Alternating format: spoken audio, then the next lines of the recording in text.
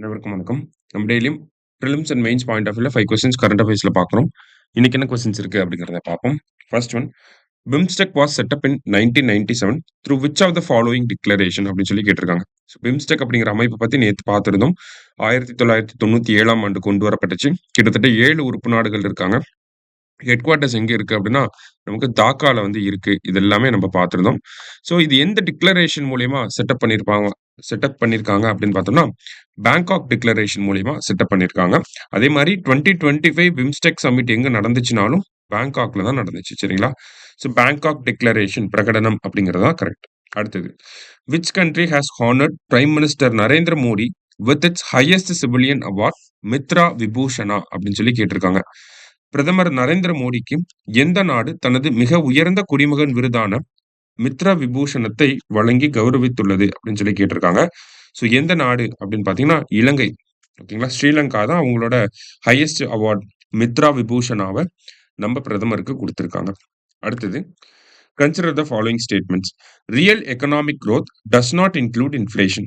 உண்மையான பொருளாதார வளர்ச்சி விகிதத்தில் பணவீக்கம் சேர்க்கப்படவில்லை அப்படின்னு குடுத்திருக்காங்க. Nominal economic growth includes inflation அப்படின்னு சொல்லியிருக்காங்க.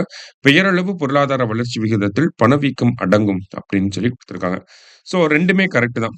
ரியல் எக்கனாமிக் குரோத் ரேட்ல இன்ஃப்ளேஷன கால்குலேட் பண்ண மாட்டாங்க.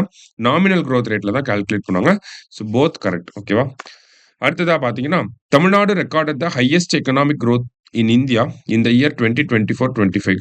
த real economic growth rate of Tamil Nadu is. So இந்த கொஸ்டினும் போன கொஸ்டின் ரிலேட் ஆனது தான். ஓகேங்களா? இப்போ ரியல் எக்கனாமிக் குரோத்னா இதுல இன்ஃப்ளேஷன் கால்குலேட் பண்ண மாட்டாங்க. அத பேஸ் பண்ணி தான் அந்த கொஸ்டின் வந்திருக்கு.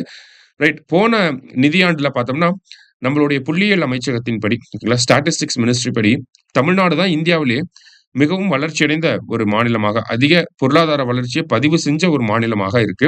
நம்மளோட ரியல் எக்கனாமிக் குரோத் ரேட் எவ்வளோ அப்படின்னு பார்த்தீங்கன்னா, 9.69%. முக்கியமான கேள்வி, கட்டாயம் கேட்கறதுக்கு வாய்ப்புகள் இருக்கு. 9.69% ரியல் எக்கனாமிக் குரோத்.